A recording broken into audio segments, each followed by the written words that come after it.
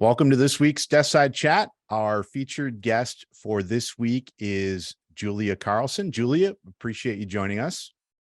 Good morning. Thanks for having me.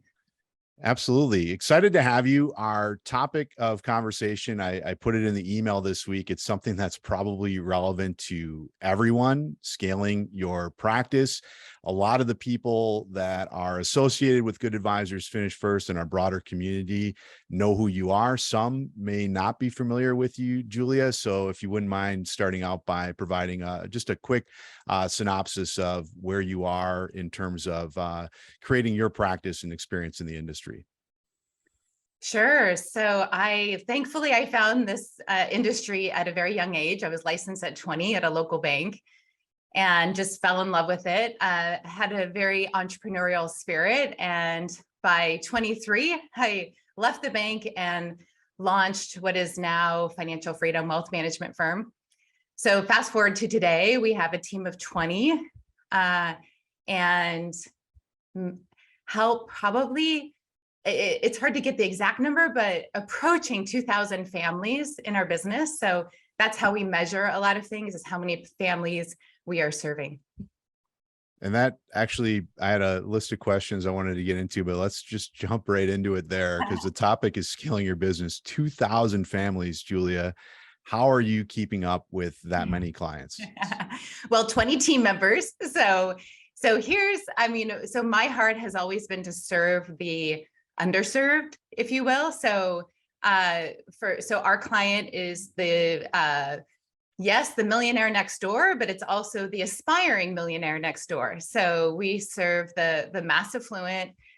We do not have minimums. And so many coaches over the years have told me to either have a minimum, sell your bottom half of your book. And I was bound and determined to figure out, how do I, yes, create a profitable business, but also in a way that's scalable, that doesn't take all of my time. And the magic of that is the team and shifting from a very me-centric practice, which was the first 10 years of my business, to now transitioning to a team-centric, which gives me freedom. So at what point, I guess, in that journey, so at 23, you launch out, you put this practice together, you start growing, you mentioned the 10-year mark. So at what point did you recognize that you really did need to start scaling things in order to take care of the clients that you're serving? Yeah, so I'm sure some of you have heard my story, but it was a very unfortunate event that made me wake up and realize that. So I was at a client event. I was entertaining 40 of my top clients. And at the end of the night, I looked at my phone and I had several calls missed and text messages. And I learned that my daughter was hit head on by a drunk driver. She was traveling in a car with my parents and being life flighted to the hospital at that moment. And she's okay now. So let's just get that out of the way. But that was a real turning point for me. So I found myself, as I was sitting next to her ICU bed, obviously there physically, my mind was going to all of these things in the business that I couldn't let those balls drop. So I was having my assistant bring me my computer. I was doing trades. I was doing emails. I was taking calls that whole week while she was in ICU. Not something a mom should be doing and worrying about. And the crazy thing is I had a small team at the time, but I couldn't allow myself to delegate. I was a control freak. And so we got home from the hospital. I had to just be home that summer and help her recover. And being out of the office and actually allowed my team to step up. And I began to saw that was the beginning. But then I went on this journey to figure out, I don't want to let go of my dream of building this big business, but I also have to be here for my 3 small children while they grow up. And so for me, that was the turning point. And it was hard I think of my business as almost my first baby. But you have to learn to let go. You have to learn to trust others, to delegate, and really allow them to shine and grow. And so, I like to say firing myself, so that in that place of firing myself is where the team shines, and I get to step back a little bit and do all the things that I want to be doing. And so I'll stop there. That's a lot. No, it's a incredibly powerful story. And I mean, it, really emphasized to you the importance of, it sounds like delegation, was probably the first step, or where you really started to understand or see the importance of scale. So what did that transition period look like in the aftermath? So it's almost like your baby, you want to own everything. You're starting to become more comfortable with delegation. How long did it take before you really were able to start embracing that mindset? Oh man. Well, I had some key hires after that. So I figured, I can't do this by myself. I have to find someone that's going to help me. And up until that point, I was very good at hiring people just like me. And so, but what I discovered is we're going to have a great time, but that's not really how you build a dynamic, high performance team.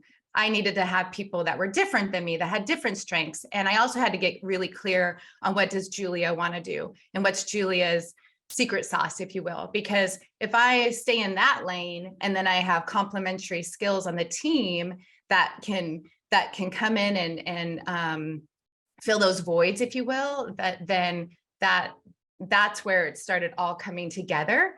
But I have to say that was probably, goodness, a couple year journey. So that accident was in 2012. In 2014, and my probably revenue at that point was, gosh, 600,000 or 700,000. And then I hired two key people, in another advisor, two other advisors. That was in 2013. By 2014, we doubled to 1.5 million. So it didn't happen overnight, but it was, and also, by the way, making no profit in those years when I hired people that were a bigger, I don't want to say bigger caliber, but just had more experience, more, you have to pay for that. And so that was very new to me, where I had to be comfortable hiring people that had a lot more experience than me, that were a lot older than me. And that then comes in, I think my ego had some issues there, where it's like, you want to be the person in control of everything. And there was this pivot where I have this sense of being in charge, but I don't have to be in control. So that was a big shift for me. And I think that's where, if you can put the ego, if you don't care who gets credit, I think that is your business will level up, because you're empowering the team around you as opposed to trying to get all the credit or trying to stay in control. What resources did you utilize that helped you shift that mindset, Julia? Oh gosh, well, working on myself, number one. Yeah. So one of the things I did at that point, it was after my daughter's accident, I said, I got to get myself tools. So I joined Strategic Coach at that point, and still part of Strategic Coach. And so that was, I think, whether it was Strategic Coach or, I've done Tony Robbins events, I've consistently invested in myself. And so whether it's showing up to, the community events that you host, John, or, anything that we can do to get ourselves thinking differently, or challenging, putting ourselves in uncomfortable situations where you have to grow, that those returns on the investment have been tenfold, hundredfold probably, because I had to, this is triggering me, I'm feeling this. Then I have to be willing to examine that and figure out, why is that triggering me? What's happening? And how do I get through that? So. And it sounds like once you did make that shift mentally, and then in terms of how you were actually engaging with your staff and your clients, kind of a chicken and the egg thing, did that concept and that mindset, do you believe that led to the growth, or was it just simply having that capacity in order to handle the growth of the clients? What was the main driver in all the incredible growth that you experienced, Julia? Yeah, I think you have more empowered people. So instead of just me as an advisor, I had two other advisors. So instead of me feeling like I was owning the end results or the sales goals. I had two other people that had that mindset of, we can, we're all serving these clients. We're all, so I think it was empowering the team and trusting the team is what I would say leveled up. So I wasn't, my strength is not managing. And so I actually found someone that could help me manage. But again, I always think that everyone's going to operate like me. Like, we're just going to make the calls, we're going to do the appointments, we're going to, but it turns out people aren't. And so you have to have systems that hold them accountable.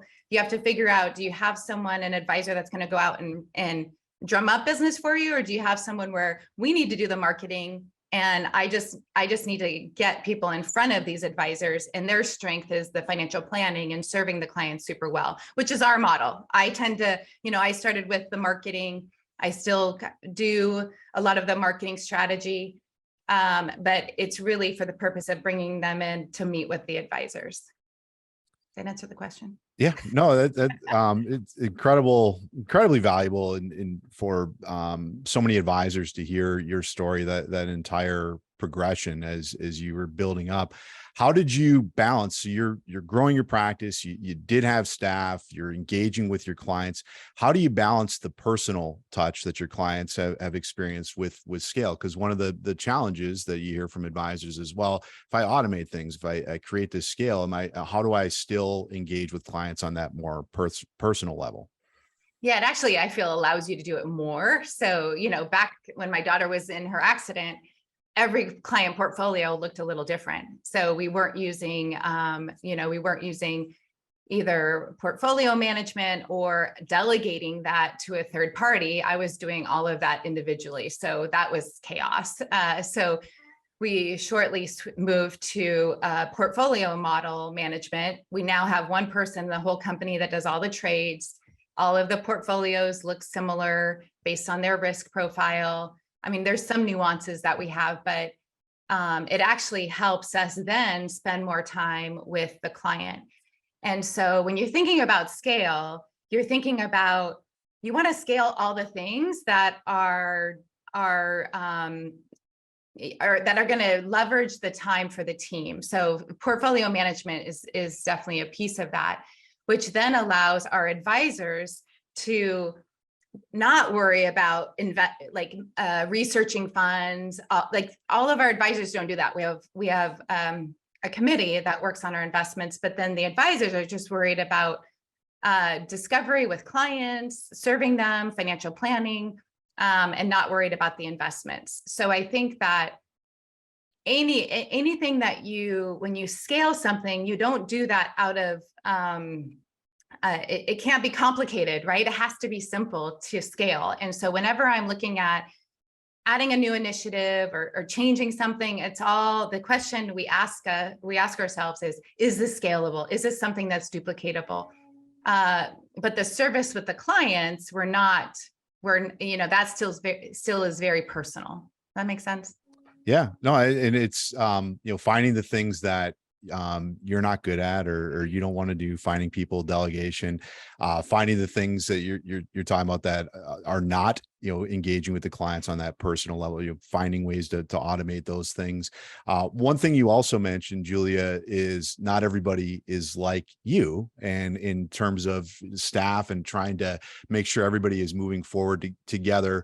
This conversation is a little bit more broad and in kind of high level, but can you give us a little bit of insight into the accountability and the processes that you have in place to make sure everybody is on the same page in terms of servicing your clients? Sure. So, well, I guess the overarching theme is we're driven by our core values. So that is, and one of our core values is delight the client. I'll just go through them. No, delight the client, never compromise our integrity, treat all people with respect, do embrace our team culture. So number one, that's who we are. We talk about it. Everyone owns the end result of delighting the client. So even though we have a lot of standard operating procedures and systems and all of that, everyone's allowed to deviate to delight the client. So that's the culture in the firm. But then everyone has their end results that they own. So for example, someone on our team is in charge to make sure that every RMD happens. So all the advisors don't need to worry about that. One person has that, that's not an advisor. One would be 401k. So we have one person that does all the 401k plans, one person that is our Social Security expert, a Medicare expert, a long-term care expert. So not everyone doesn't have to do everything. And that's what's so cool about the team is our clients are now very used to working with different members of the team because I don't need to be the expert anymore. You need long-term care? Let me get you over to this person that can help you with that. And so it actually becomes fun to be able to delegate like that. But also the magic of that the clients feel taken care of. They feel like we're not all experts in everything. So I love that. And it's so important to knowledge, desire, time is delegation. That's what Jeff Johnston had come up with when we had delegation specifically as our topic. If I lack the knowledge, lack the desire, or lack the time, it's important to delegate and kind of bringing that whole team together. It sounds like you do a lot in-house. Do you have third parties that you work with as well, or how do you balance, making sure that you're delivering that experience, everybody's on the same page? Are you still working with outside resources as well, or is it all internal in terms of the services that you're providing to your clients? yeah, good question. We have tend to build it all in-house, and mainly because we have such a strong culture, and it's hard to actually train that if someone's not in-house. So for example, we had an answering service. They'd answered our phones when we were in team meetings, or we have off-site meetings once a quarter. And what we found is just it wasn't complaints necessarily, but it's like, these people don't know me like you guys know me. And so it's better to leave a message and know that someone's going to call them back than having that not that full experience that they want. We tried virtual assistants, but same thing. It's we do Kolbe with our whole team. We wanted our virtual assistant to do Kolbe, so we knew their number and how to interact with them. They wouldn't do it. Not that they wouldn't do it, but the system didn't allow for that assessment. And we were like, well, how do we create this really cool relationship? And how do we know that you're wired? And so how can I create this relationship with you if we're not using the same tools? And so for us, it's just felt like it's been easier to bring that in-house and hire more staff because we have the management expertise to be able to handle that. Now, if you're scaling though, and you're smaller, I would say outsourcing is that probably first step. If you don't have the capacity or the profit margins to hire.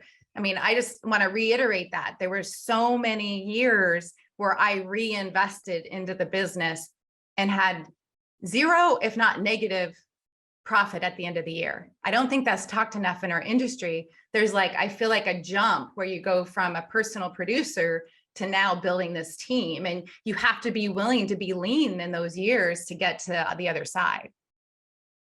And a big part of what you're talking about is the people and putting the right people together, delegation, finding experts in certain areas.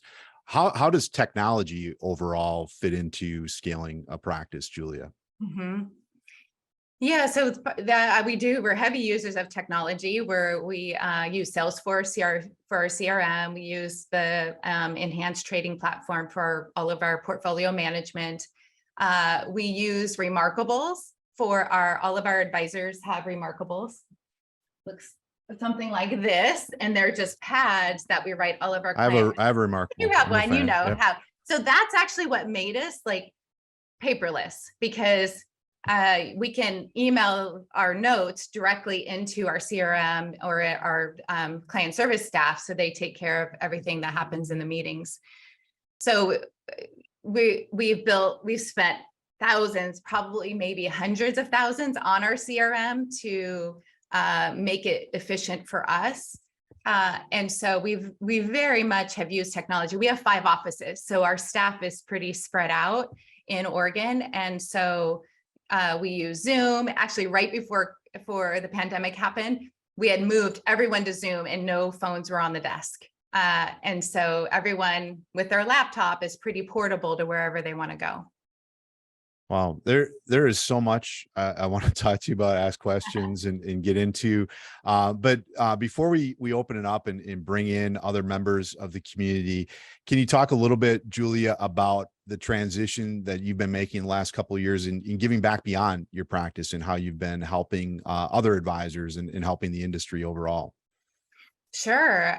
When I look back on my journey, I had many mentors that were just willing to help. And now that people are coming to me and asking me about, whether it's how do I scale, how do I grow, mindset is a big thing.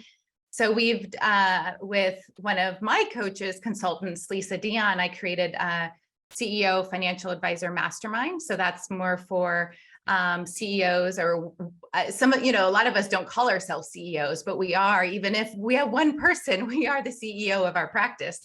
And so it's like leveling them up and encouraging them, giving them tools. So we have a whole library. We meet once a month, and that is the mastermind. And then also when I look back, a lot of my growth has happened in immersive experiences. So intimate retreats, different programs that I've done that essentially I'm going somewhere outside of my normal schedule, and I'm being guided through a process that actually helps me grow and then go on to realize kind of the next stage of where I want to be in my business and life. And so I am hosting a smaller intimate retreats. My first one is coming up in November in San Antonio. And this is actually just for the women financial advisors out there.